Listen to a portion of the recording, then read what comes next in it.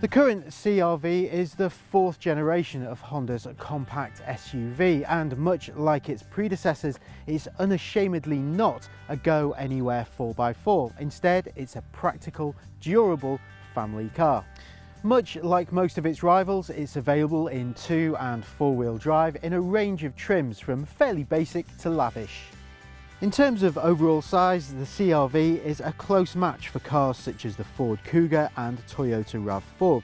It's both longer and taller than the Nissan Qashqai, and those generous dimensions help to establish its credentials as one of the most practical cars in its class.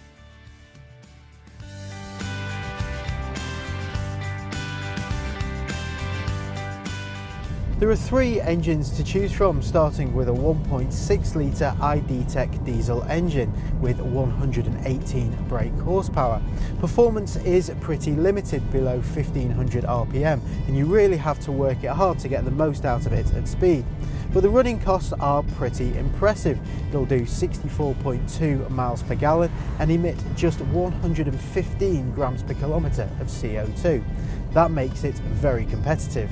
There's also a twin-turbo version of the 1.6 with 158 brake horsepower, which is much more lively, pulling well from 2000 RPM. This is the most versatile engine in the range and can be specified in 2- or 4-wheel drive with a 6-speed manual or 9-speed automatic. You can also get a 2-litre petrol, which is willing but not very gutsy when compared to the diesel.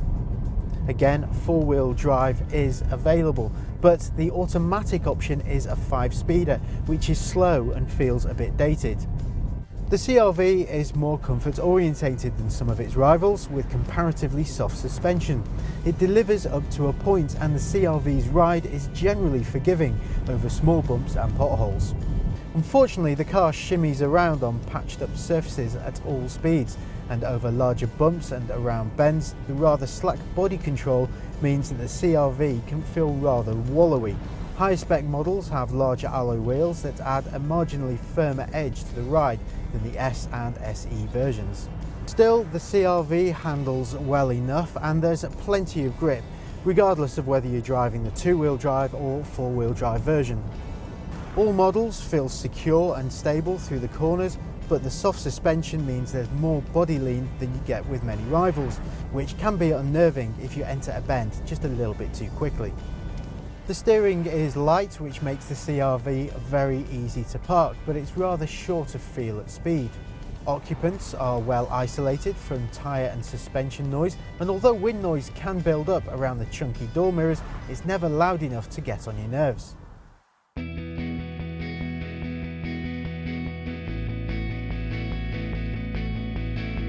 You get the raised ride height that SUV owners crave, but the CR-V's driving position isn't as commanding as some of its rivals. The seats are comfortable and supportive, and the steering wheel and pedals are well positioned. There's also a full range of steering and seat adjustment, so the driver should find it easy to get comfortable, and lumbar supports are standard across the range. The dashboard is less user-friendly, with a lot of buttons to negotiate and various information displays that could be clearer. Accessing some of the information menus can be a bit of a long-winded process. Biggest culprit is the satellite navigation system, which is standard on some models and available as an option on others. The graphics look dated and it's not very intuitive to use. Ultimately, the CR-V is available with all the features you'd expect, but its infotainment system isn't as sophisticated as that of many rivals.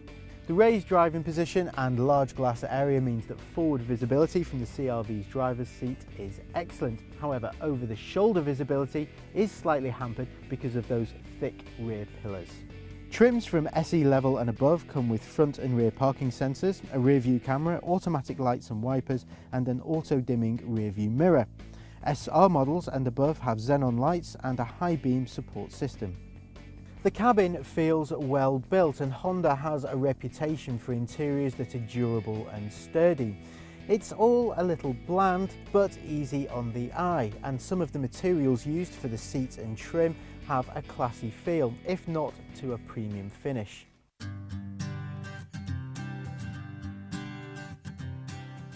When it comes to boot space, the CR-V's 589 litre bay is one of the biggest in its class.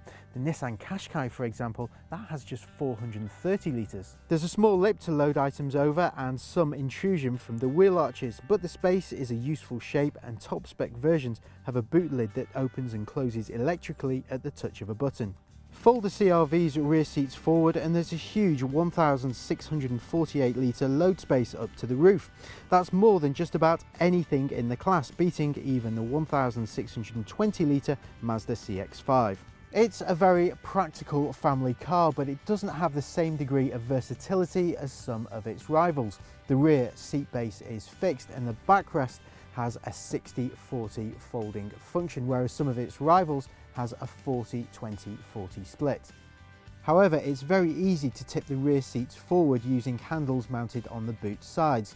The seat bases automatically tip forward too to create a flat load space. The Honda CR-V offers masses of space and relaxed driving manners. Prices are on a par with many of its mainstream rivals and running costs are average across the range. However, the SUV market is very crowded and the CR-V doesn't offer as much refinement or equipment as some rivals that cost less to buy. For more information, search for the Honda CR-V on whatcar.com, and to stay up to date with all our video road tests, click subscribe.